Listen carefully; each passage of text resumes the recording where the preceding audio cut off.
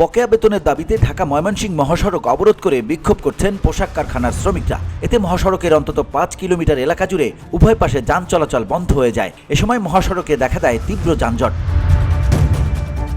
বুধবার টঙ্গীর আউচপাড়া এলাকার মহাসড়কে তারা টেক্সটাইল লিমিটেড কারখানার শতাধিক শ্রমিক বিক্ষোভ শুরু করেন। কারখানা শ্রমিক ও শিল্প পুলিশ জানায়, গাজীপুরের টঙ্গীর আউচপাড়া এলাকায় তারা টেক্সটাইল লিমিটেড নামে কারখানা রয়েছে। চলতি মাসের অর্ধেকের বেশি সময় পার হয়ে গেলেও এখনো বেতন দেওয়া হয়নি। এর আগে বেতনের দাবি জানালে কারখানার পক্ষ গত 10 তারিখ থেকে বন্ধের নোটিশ দেয়। নোটিশে বলা হয় 15 তারিখ বেতন দিয়ে 18 তারিখ থেকে কারখানা খুলে দেওয়া হবে। কারখানা কর্তৃপক্ষ কারখানা খুলে না দিয়ে আবার নতুন করে নোটিশ টানিয়ে দিয়েছে। সেখানে তারা বলেছে 22 তারিখ বেতন দিয়ে 23 তারিখ থেকে কারখানা খুলে দেওয়া হবে। তারা এক এক সময় এক এক ধরনের কথা বলেন এবং নানাভাবে বেতন না দেওয়ার জন্য তালবাহানা শুরু করে।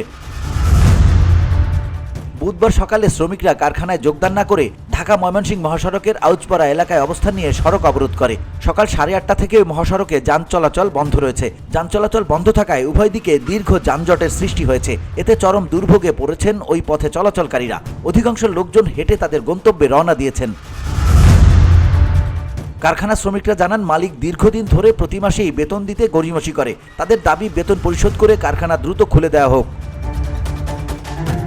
মঙ্গলবার সকালে তারা বিক্ষোভ করেছিলেন, তখন পুলিশ বলেছিল তাদের বেতন আদায় করে দেবে, কিন্তু দিতে পারেনি। শ্রমিকদের 1 মাসের বেতন বকেয়া রয়েছে। গতকাল বেতন দেওয়ার কথা ছিল, কিন্তু কর্তৃপক্ষ বেতন না দিয়ে কারখানা বন্ধের ঘোষণা দিয়েছে। VOD Bangla news desk.